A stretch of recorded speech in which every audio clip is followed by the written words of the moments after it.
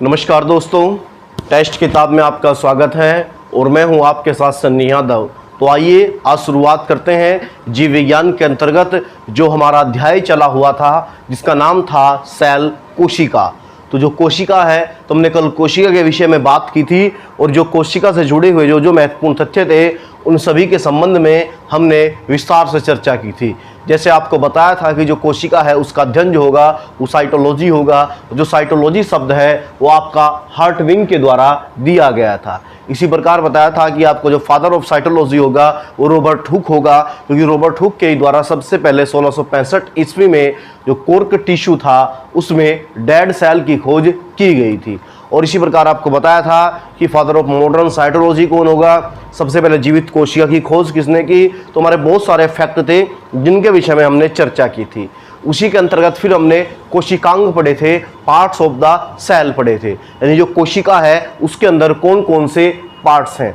तो जिसमें हमने कोशिका भित्ति सेल वॉल पढ़ी थी, कोशिका झिल्ली सेल मेम्ब्रेन पढ़ी थी और इसी के साथ हमने न्यूक्लियस केंद्रक के विषय में अध्ययन किया था। तो आपको बताया था कि जो केंद्रक है वो सबसे बड़ा कोशिकांग है, अर्थात कोशिका के अंदर जो सबसे बड़ा पार्ट है वो आपका कौन सा है, वो केंद्रक है अर्थात न्यूक्लियस है। इसी के साथ आपको ये भी बताया गया था कि जो आपका केंद्रक है उसका अध्ययन कार्डियोलॉजी होगा। तो हमने बताया था कि केंद्रक के अंदर जो है आपके एसिड पाए जाएंगे, कुछ दो प्रकार के अम्ल पाए जाएंगे। तो वहां तक हमने बात की थी। तो अब हम आ गए थे उसी में केंद्रक में के अंतर्गत ही हमें पढ़ना था डीएनए और आपका आरएनए के विषय में। तो डीएनए और आरएनए के विषय में जो भी महत्वपूर्ण तथ्य है वो आपके यहाँ पे लिखे गए हैं। तो मैं इनको आपको समझाता हूँ, केवल ये इस वजह से लिखे गए हैं जिससे कि जो आपका टाइम है वो टाइम बच सके। ठीक है, तो अगर बात करें डीएनए का तो डीएनए की फुल फॉर्म होगी डीऑक्सीराइबोज न्यूक्लिक अम्ल, यहाँ आप बोल देंगे डीऑक्सीराइबोज न्यूक्लिक एसिड। अगर आरएनए की बात करें तो होगा राइबोज न्यूक्लिक एसिड अर्थात राइबोज न्यूक्लिक अम्ल। इसी के साथ बात करें तो जो डीएनए है इसका जो मॉडल दिया था वो किसने दिया था, वाटसन एवं क्रिक। ये हो जाएगा आपका वाटसन एवं क्रिक, यानी वाटसन एवं क्रिक नामक दो वैज्ञानिक थे, उनके द्वारा इसका जो मॉडल दिया गया था आपका। और इधर की बात करें, अगर आरएनए की बात करें तो आरएनए का जो मॉडल दिया था वो दिया था फ्रेडरिक मिस्चर ने। ये काफ़ी ज़्यादा बार क्वेश्चन पूछा गया है कि जो डीएनए का मॉडल है वो किसने दिया, तो वो दिया था आपका वाटसन एवं क्रिक ने। और आरएनए का किसने दिया, तो आरएनए का मॉडल दिया था आपका फ्रेडरिक मिस्चर ने। इसी के साथ अगर बात करें तो जो डीएनए जो शब्द है वो आपका दिया था जैक्रिस नामक व्यक्ति ने, यानी जो जैक्रिस नामक व्यक्ति है इसने आपका डीएनए शब्द दिया था। लेकिन अगर इधर हम आरएनए शब्द की बात करें तो आरएनए शब्द का जिस व्यक्ति ने आरएनए का मॉडल दिया था उसी व्यक्ति ने आरएनए का शब्द भी दिया था। तो जो आरएनए शब्द दिया था वो किसने दिया था, आपका फ्रेडरिक मिस्चर ने दिया था। इसी के साथ बात करें तो जो डीएनए है वो डबल हेलिक्स है और जो आरएनए है वो सिंगल हेलिक्स है। इसे हिंदी में बोल देंगे द्विकुंडलित और इसे बोल देंगे एक कुंडलित। डबल हेलिक्स का मतलब है जो आपका डीएनए है उसकी जो संरचना है वो कुछ इस प्रकार से, डीएनए की जो आपकी संरचना है वो कुछ इस प्रकार से है आपकी। अगर आरएनए की बात करें तो आरएनए की संरचना बस इस प्रकार से है, यानी कि सिंगल हेलिक्स है और ये डबल हेलिक्स है। तो आपसे पूछ लेगा, आपको दे देगा कि कौन सा सिंगल हेलिक्स है और कौन सा डबल हेलिक्स है। तो आप याद रखेंगे जो डीएनए है वो डबल हेलिक्स है, द्विकुंडलित है, और जो आरएनए है वो सिंगल हेलिक्स है अर्थात एक कुंडलित है। उसके बाद अगर बात करें तो डीएनए को आनुवांशिक पदार्थ कहा जाता है, यानी जेनेटिक्स मटेरियल कहा जाएगा कि अनुवांशिक पदार्थ जो होगा, जो माता पिता से जो बच्चों में जो कुछ लक्षण आएंगे वो आपका अनुवांशिक पदार्थ होगा। उसी के साथ अगर बात करें तो ये आरएनए जो होगा ये प्रोटीन का संश्लेषण करने में सहायक है। प्रोटीन का संश्लेषण करने में सहायक से मतलब है अर्थात ये प्रोटीन बनाने में मदद करता है, यानी जो आरएनए होगा आरएनए प्रोटीन बनाने में मदद करेगा आपका। ठीक है, तो अगर आरएनए देखें जो आपका डीएनए है तो जो आपका डीएनए है उसमें होगा आपका ATCG और जो आरएनए होगा उसमें होगा AUCG। ए और टी के बीच में जो है वो आपका डबल बॉन्ड होगा और सी और जी के बीच में जो है आपका ट्रिपल बॉन्ड होगा। इसी प्रकार यहाँ पे आरएनए में ए और यू के बीच में डबल बॉन्ड होगा और सी और जी के बीच में ट्रिपल बॉन्ड होगा। देखिए इनमें क्या है, कुछ ये आपके तत्व है, एलिमेंट है। जैसे अगर बात करें ए का मतलब है एडिनोसिन, यानी जो एडिनोसिन है वो डीएनए में पाया जाएगा। टी फॉर थायमीन, थायमीन भी डीएनए में पाया जाएगा। C4 साइटोसिन, साइटोसिन भी आपका डीएनए में पाया जाएगा। और G4 ग्वानिन, तो ग्वानिन भी आपका डीएनए में पाया जाएगा। अगर इधर की बात करें तो AUCG सेम वही, ए यहाँ पे भी है, C यहाँ पे भी और G यहाँ पे भी है, केवल बदला क्या है, T की जगह क्या आएगा U, और U का मतलब है आपका यूरेसिल, यूरेसिल। तो अगर आपको मतलब एक प्रकार से अगर देखा जाए कि जो डीएनए है उसे अगर आरएनए में कन्वर्ट करना है तो आपका क्या हो जाएगा, केवल टी की जगह क्या रख देंगे हम, यू रख देंगे आपका। ठीक है, तो याद रखेंगे, आपसे पूछ लेगा इन दोनों ए और टी के बीच में एडेनोसिन और थाइमिन के बीच में डबल बॉन्ड होगा, और जो आपका साइटोसिन होगा और जो ग्वानिन होगा इनके बीच में आपका ट्रिपल बॉन्ड होगा। इसी प्रकार यहाँ पे इनके बीच में डबल बॉन्ड होगा और इनके बीच में आपका ट्रिपल बॉन्ड होगा। तो ये हमारे महत्वपूर्ण बिंदु थे जो कि आपके डीएनए और आरएनए के विषय में थे। डीएनए और आरएनए के विषय में इतना ही। अब हम आगे बढ़ेंगे और आगे पढ़ेंगे हम अपना गुणसूत्र के विषय में, क्रोमोसोम के विषय में। ठीक है, इसे मैं रफ कर रहा हूं, आप नोट कर लेंगे इसे। ये जो आपका पीडीएफ है, तो पीडीएफ के लिए आप टेलीग्राम पर चैनल है आपका टेस्ट किताब के नाम से, तो आप टेस्ट किताब के नाम से जो है ज्वाइन कर लेंगे। तो आपको जो पीडीएफ है, जैसे टॉपिक पूरा होगा या सेल जो है साइटोलॉजी जो है कोशिका विज्ञान का जो टॉपिक पूरा होगा आपका, तो उसके पूरे की पूरी जो पीडीएफ है वो आपको जिस दिन चैप्टर खत्म होगा उस दिन मिल जाएगी, या उस दिन या उसके नेक्स्ट दिन मिल जाएगी। मोस्टली नेक्स्ट ही दिन मिलती है आपकी। ठीक है, तो मैं इसे रफ कर रहा हूं, तो फिर हम आगे बढ़ते हैं। ठीक है, तब हम आगे बढ़ते हैं, इसको रफ करते हैं।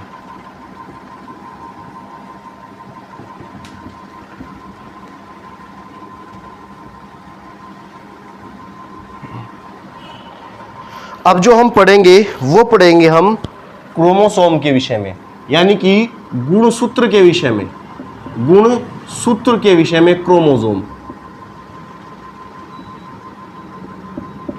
क्रोमोसोम बोलिए या आप इनको गुणसूत्र बोलिए।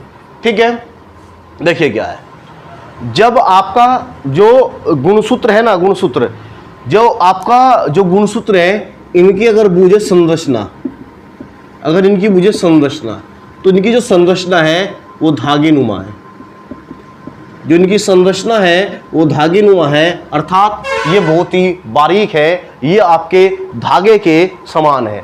यानी कि जो गुणसूत्र है इनकी जो संरचना होगी, इनकी संरचना धागे नुमा होगी। ठीक है, अगर गुणसूत्र के निर्माण की बात करें, जो आपका डीएनए होता है, जो आपका डीएनए है, डीएनए में मिला दिया जाता है आपका हिस्टोन प्रोटीन। एक प्रोटीन पाया जाता है जिस प्रोटीन का नाम है हिस्टोन प्रोटीन। तो डीएनए के साथ जब हिस्टोन प्रोटीन मिल जाता है तो किसका निर्माण होगा, आपका गुणसूत्र का निर्माण होगा, क्रोमोसोम का निर्माण होगा। तो अगर आपसे पूछेगा कि जो डीएनए है, डीएनए में किस प्रोटीन के मिलने से क्रोमोसोम अर्थात गुणसूत्र का निर्माण होगा, तो आप याद रखेंगे जो हिस्टोन प्रोटीन है, हिस्टोन प्रोटीन के मिलने से आपका जो गुणसूत्र है उसका निर्माण होगा।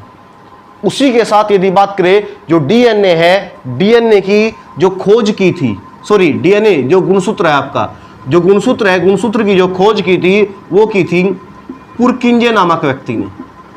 पुरकिंजे, आपसे अगर पूछे कि गुणसूत्र की खोज किसने करी, तो गुणसूत्र की खोज किसने करी, आपकी पुरकिंजे ने की थी आपकी गुणसूत्र की खोज। इसी के साथ अगर बूझे कि जो उसका नाम गुणसूत्र है वो किसने रखा था, तो एक वैज्ञानिक था जिसका नाम था वेल्डेयर।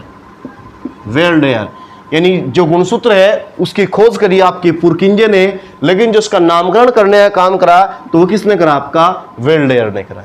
और दूसरी बात हमेशा याद रखेंगे कि गुणसूत्र हमेशा किस में होंगे, तो गुणसूत्र हमेशा जोड़े में होंगे आपकी। यानी जो गुणसूत्र पाए जाएंगे, गुणसूत्र की सबसे बड़ी खास बात ये होगी, यानी जोड़े में होंगे आपके। जैसे आपका 22-23, जैसे मनुष्य है आपका, उसमें 23 जोड़े पाए जाते हैं, अर्थात 46 गुणसूत्र पाए जाते हैं। अगर कभी जोड़े में पूछे तो 23 और सिंगल पूछता आपका तो 46 होगा। ठीक है, इतनी बात होगी आपकी। देखिए जो संरचना है वो धागे नुमा है। डीएनए में जब हिस्टोन प्रोटीन मिलेगा तो किसका निर्माण होगा, गुणसूत्र का। गुणसूत्र की खोज किसने की, पुरकिंजे। नामकरण किसने करा, वेल्डेयर ने। और गुणसूत्र हमेशा किस में पाए जाएंगे, जोड़े में पाए जाएंगे। अगर मनुष्य की बात करें तो मनुष्य में कितने जोड़े गुणसूत्र हैं, तो मनुष्य में 23 जोड़े गुणसूत्र हैं, अर्थात गुणसूत्रों की संख्या कितनी हो जाएगी, हमारी 46 हो जाएगी। यानी जो गुणसूत्र है उनकी संख्या कितनी हो जाएगी, 46। ठीक है, और जो मनुष्य के जो गुणसूत्र है ना, इन्हें 2 भागों में बांटा गया है। 2 भागों में बांटा गया है। कौन कौन से में, नंबर 1 है ऑटोसोम, ऑटोसोम और नंबर 2 है ओलोसोम। ओलोसोम।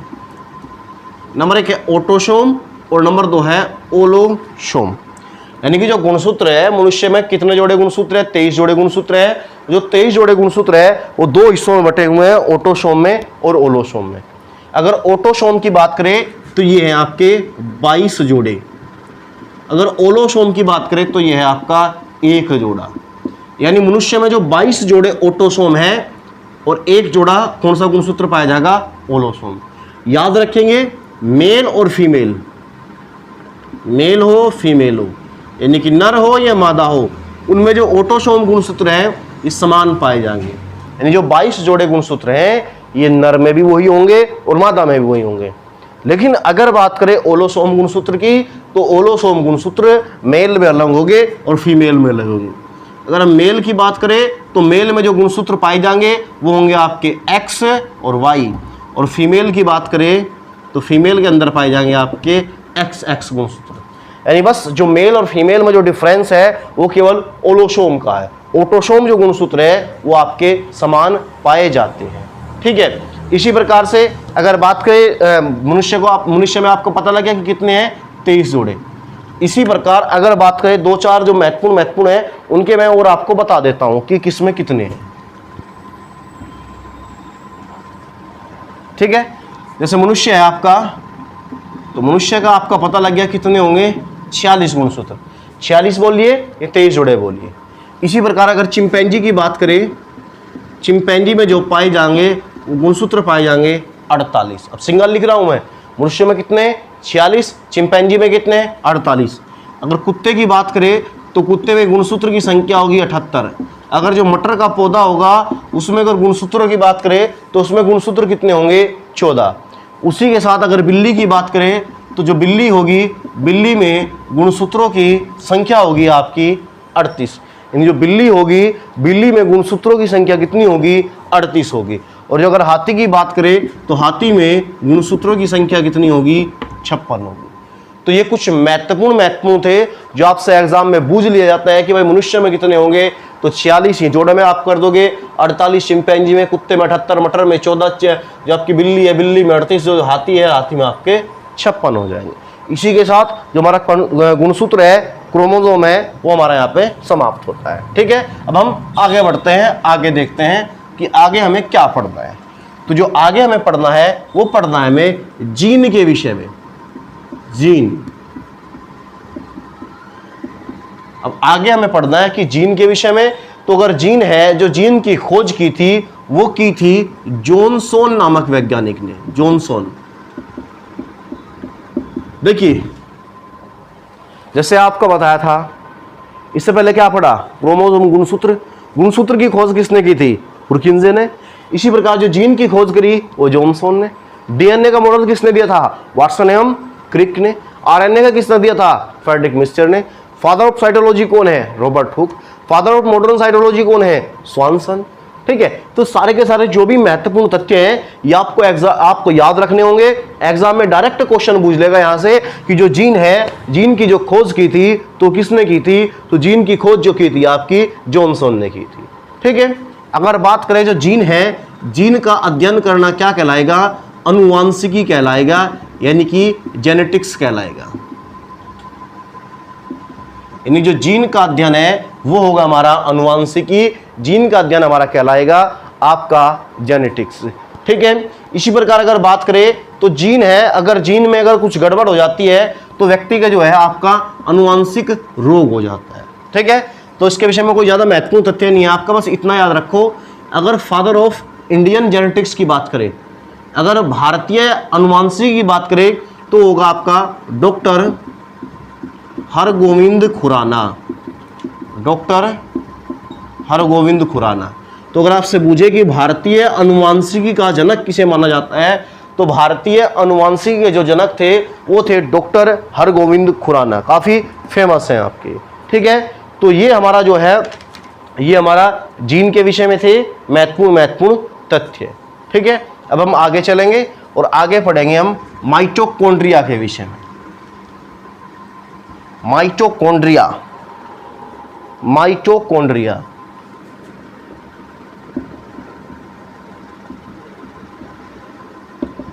माइटोकॉन्ड्रिया को हिंदी में बोल देंगे सूत्रकणिका। सूत्रकणिका है जो माइटोकॉन्ड्रिया है, इसे बोल देंगे सूत्रकणिका है। तो माइटोकॉन्ड्रिया के विषय में फेमस चीज है कि पावर हाउस ऑफ सेल किसे कहा जाएगा, तो वो कौन होगा, आपका माइटोकॉन्ड्रिया। तो अगर आपसे पूछे power house of cell, power house of cell या एनर्जी हाउस ऑफ सेल,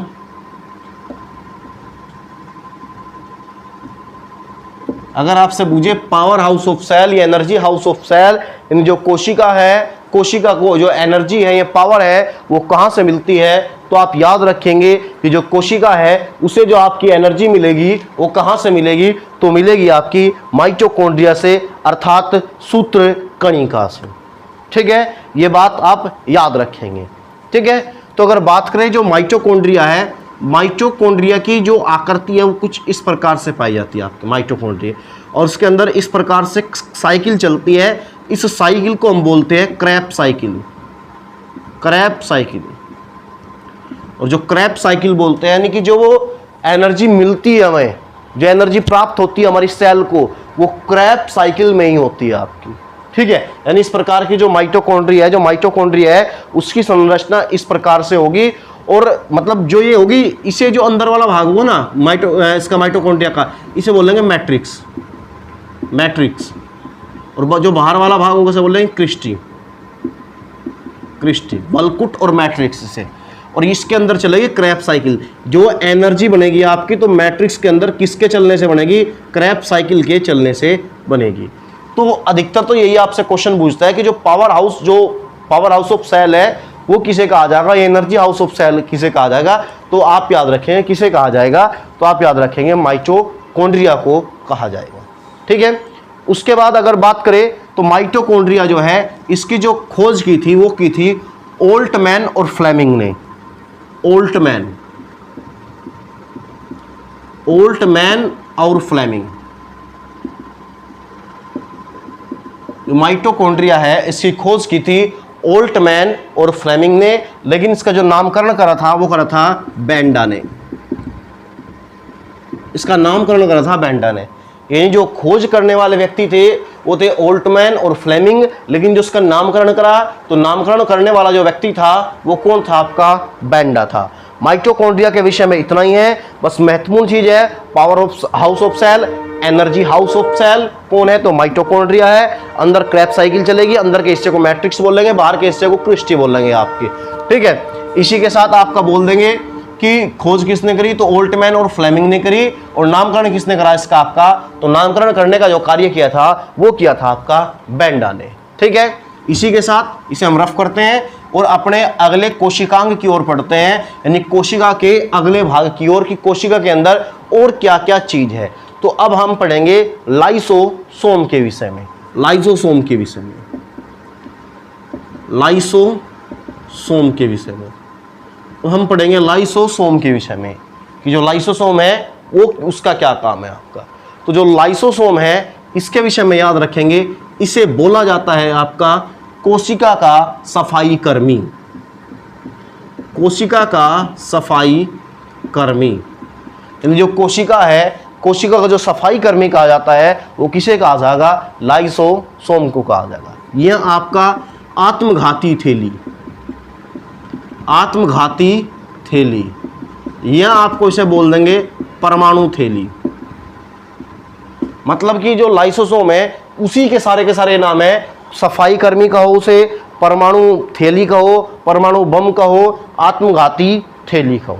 ये जो सारे के सारे जो नाम है ये सारे के सारे जो है आपके लाइसोसोम के। और जो लाइसोसोम है इसकी जो खोज की थी वो की थी डी डुबे ने।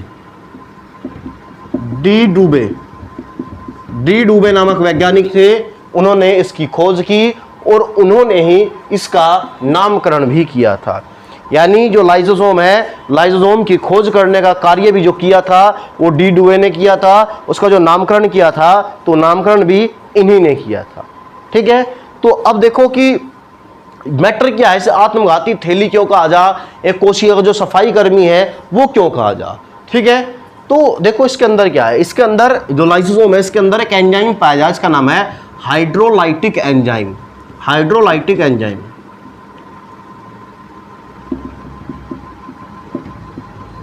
हाइड्रोलाइटिक एंजाइम, लाइसोसोम के अंदर हाइड्रोलाइटिक एंजाइम पाया जा।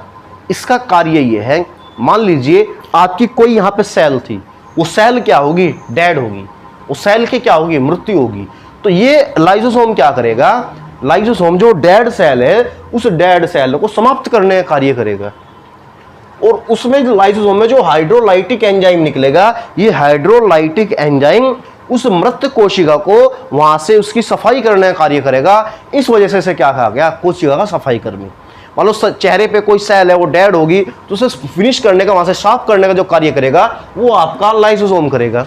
और लाइसोसोम के अंदर क्या है, हाइड्रोलाइटिक एंजाइम। हाइड्रोलाइटिक एंजाइम की मदद से वो कोशिका साफ होगी।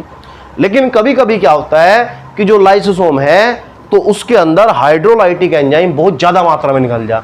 जब बहुत ज्यादा मात्रा में निकल जाता है तो ये क्या करे, ये खुद अपने आप को फाड़ देता है, अर्थात जो अपनी जो सही सलामत कोशिका है ये उसको फाड़ लेगा। तो जब उसको फाड़ लेगा तो क्या कह दिया गया, आत्मघाती थैली एक कोशिका सफाई करेगी। अब इसे फाड़ने का मतलब है, मान लो हमारे शरीर में तो असंख्य कोशिकाएं हैं, मतलब एक कोशिका है उसने अपने आप को फाड़ लिया, तो इसका मतलब एक कोशिका समाप्त होगी, दूसरी कोशिका का जो लाइसोसोम है वो साफ करने का काम करेगा उसे। ठीक है, तो इतनी चीज थी हमारी लाइसोसोम के विषय में। ठीक है, तो इसे रफ करते हैं, इसके बाद हम आगे बढ़ेंगे। उसके बाद हम आगे बढ़ेंगे और आगे बढ़ने के बाद हम जो है अपना अगला देखेंगे, और जो हमारा अगला होगा वो होगा endoplasmic reticulum. Endoplasmic reticulum, plasmic reticulum, endoplasmic reticulum, Hindi में बोल देंगे इन्हें अंतःपर्दवी जालिकाएं। जालिकाएं, अंतःपर्दवी जालिकाएं, एंडोप्लाज्मिक रेटिकुलम। ये कुछ नहीं है एंडोप्लाज्मिक रेटिकुलम, केवल ये क्या है, जो सेल है उस पे आपका एक झिल्ली है, एक झिल्लियों का जाल है। तो एक जो झिल्लियों का जाल है, उस झिल्लियों के जाल को क्या कहा जाएगा, शॉर्ट में बोल देते हैं इसे ER। ER मतलब एंडोप्लाज्मिक रेटिकुलम। तो आप ये बात याद रखेंगे, ये एक जालिकाओं का, एक प्रकार से झिल्लियों का एक जाल है आपका। तो इस जाल को हम बोल देंगे एंडोप्लाज्मिक रेटिकुलम, अर्थात अंतःपर्दवी जालिकाएं।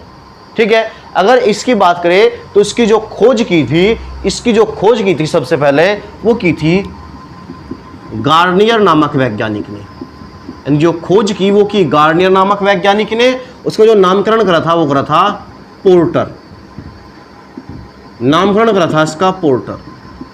ठीक है, खोज करने का जो कार्य करा वो करा गार्नियर ने, उसका जो नामकरण रखा पोर्टर ने। और याद रखेंगे जो ये जो आपकी एंडोप्लाज्मिक रेटिकुलम है, ये दो प्रकार की पाई जाएगी। एक को बोलते हैं हम रफ ER का मतलब एंडोप्लाज्मिक रेटिकुलम, और दूसरी है स्मूथ ER, मतलब ये खुरदरी अंतःपर्दवी जालिकाएं, और स्मूथ का मतलब हो जाएगा चिकनी अंतःपर्दवी जालिकाएं।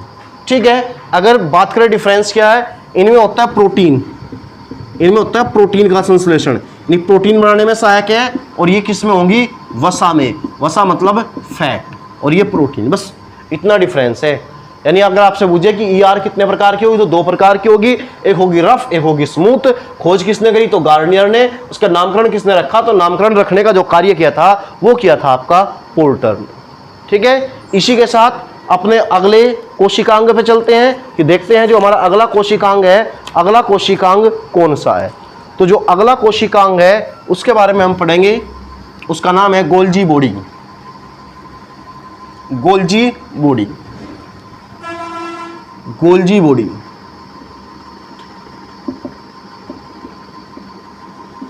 गोल्जी बॉडी, हिंदी में बोल देते हैं गोल्जी काय। ठीक है, गोल्जी बॉडी बोल दो, गोल्जी कॉम्प्लेक्स बॉडी, ये हिंदी में गोल्जी काय बोल देते हैं। ठीक है, तो इसकी जो खोज की थी वो की थी कैमिलियो गोल्जी। कैमिलियो गोल्जी, तो उसकी जो खोज की थी वो की थी कैमिलियो गोल्जी ने। इसी वजह से उन्हीं के नाम पर जो है इसका नामकरण हो गया आपका गोल्जी, ठीक है। और जो आपका ये गोल्जी बॉडी होती है ये केंद्रक के पास पाई जाती है, केंद्रक के पास। जो गोल्जी बॉडी है, गोल्जी बॉडी आपकी जो केंद्रक है, केंद्रक के पास पाई जाती है। अगर इनके विषय में बात करें, केवल महत्वपूर्ण फैक्ट की बात करें, तो महत्वपूर्ण तथ्य की बात करें, तो इन गोल्जी बॉडी को कहा जाता है traffic police of cell, traffic police of cell. मतलब जिस प्रकार से जो ट्रैफिक पुलिस है वो यातायात को नियंत्रित करती है, इसी प्रकार से जो गोल्जी बॉडी है, जो हमारी कोशिका के अंदर जो कोशिकांग है, उन्हें एक प्रकार से निर्देश देने का, एक प्रकार से कंट्रोल करने का कार्य करती है। और इसी का गोल्जी बॉडी का एक दूसरा नाम है mother of cell, mother of cell, यानी ट्रैफिक पुलिस ऑफ सेल भी इसी को कहा जाएगा। और जो मदर ऑफ सेल है, मदर ऑफ जो सेल है वो भी हमारा गोल्जी बॉडी को ही बोला जाएगा, ठीक है। तो ये हमारे कोशिकांग थे, जो प्रमुख कोशिकांग थे। देखिए हमने मेन से कोशिकांग जो है वो अभी तक कौन कौन से पढ़ लिए और देख लेंगे फिर हमारे कितने कोशिकांग बचते हैं। अगर हमारी बात करें तो हमने पहले सेल वॉल के विषय में पढ़ लिया, कोशिका भित्ति के, सेल मेम्ब्रेन के विषय में पढ़ लिया। तीसरा की बात करें तो न्यूक्लियस के विषय में पढ़ लिया। उसके बात करें तो हमने डीएनए और आरएनए की बात कर ली, डीएनए पढ़ लिया हमने, आरएनए। इसी के साथ बात करें क्रोमोसोम गुणसूत्र पढ़ लिया हमने। उसी के साथ बात करें तो हमने जीन के विषय में पढ़ लिया। इसी के बात करें तो एंडोप्लाज्मिक रेटिकुलम के बारे में पढ़ लिया। और इसी के साथ बात करें तो नंबर 8 हमने क्या पढ़ा, तो नंबर 8 हमने पढ़ लिया हमारा, अभी हमने क्या पढ़ा था, तो गोल्जी बॉडी पढ़ा।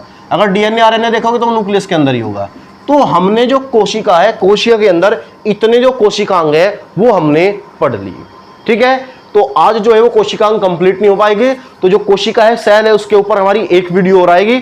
तो आज के लिए इतना ही, बाकी जितना भी शेष बचा हो जो कल की क्लास होगी उसमें हम कंप्लीट करा देंगे पूरी की पूरी सेल को, पूरी की पूरी कोशिका को। तो आज के लिए इतना ही, धन्यवाद।